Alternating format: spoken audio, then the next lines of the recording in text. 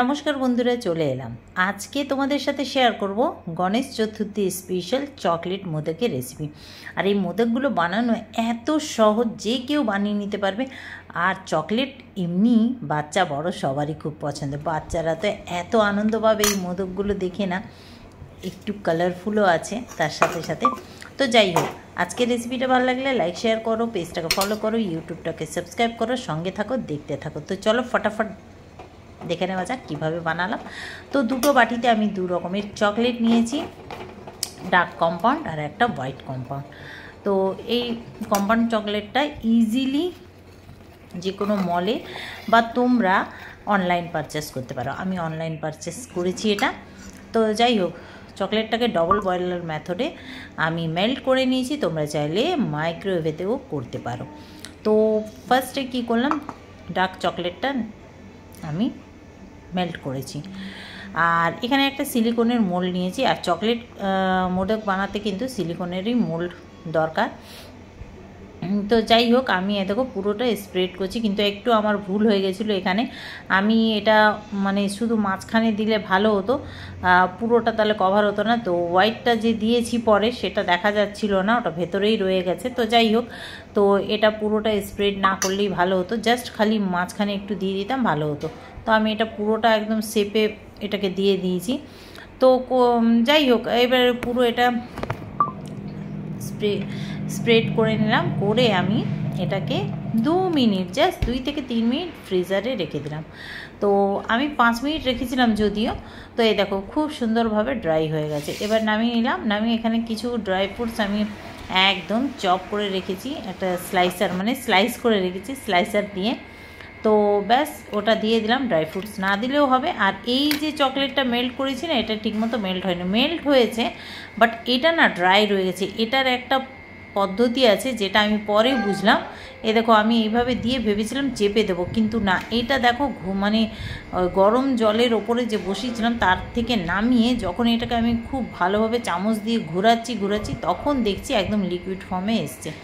তো যাই হোক, ফার্স্টেরটা তো ওইভাবে দিয়ে দিয়েছিলাম, তারপরে এটা দিয়েছি। আর কিন্তু হ্যাঁ, আরেকটা কথা বলে দিই, এখানে যে ডার্ক কম্পাউন্ড চকলেটটা দিয়েছি ফার্স্টে আমরা, তো ওটা তো একদম ড্রাই হয়ে গেছে। আর হোয়াইট কম্পাউন্ডটা যখন দেবে না তখন একদম যেন চকলেটটা গরম না থাকে, তাহলে কি হবে, ওই ডার্ক চকলেটটা গলে যাবে কিন্তু।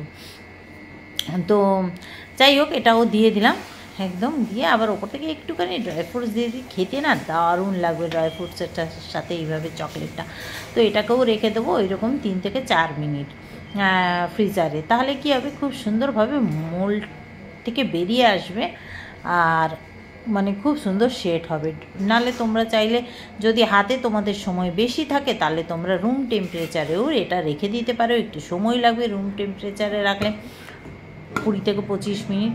তো আমি এই জন্য এটা তাড়াতাড়ি করার জন্য আমি ফ্রিজার ইউজ করেছি, না হলে কিন্তু কোনো ব্যাপার না। আর এইখানে যে হোয়াইটটা রয়ে গেছে ওটা শেড হতে হতে এখানে একটু পিঙ্ক কালার দিয়ে দিলাম। পিঙ্ক কালারটা দিয়ে এটাকে ভালো করে মিক্স করে নিলাম।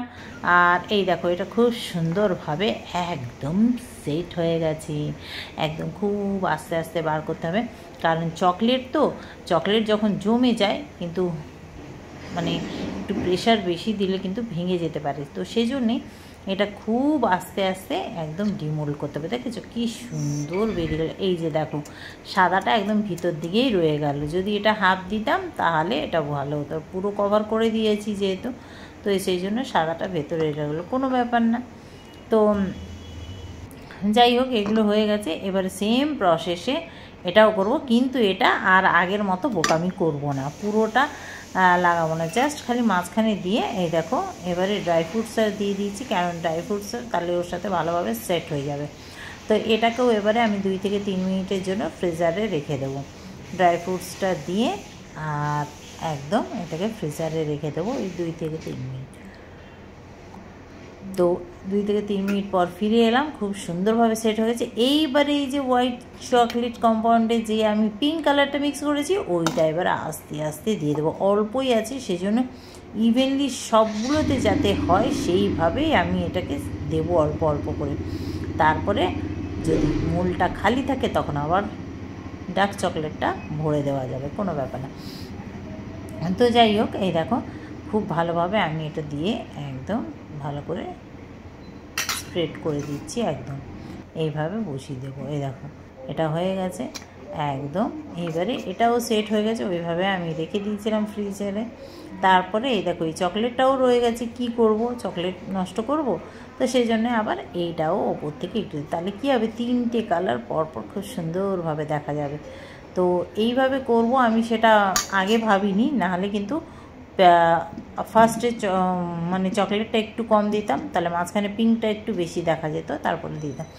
তো যাই হোক, ওই যে বলে না চোর পালালে বুদ্ধি বাড়ে, ওই রকম অবস্থা।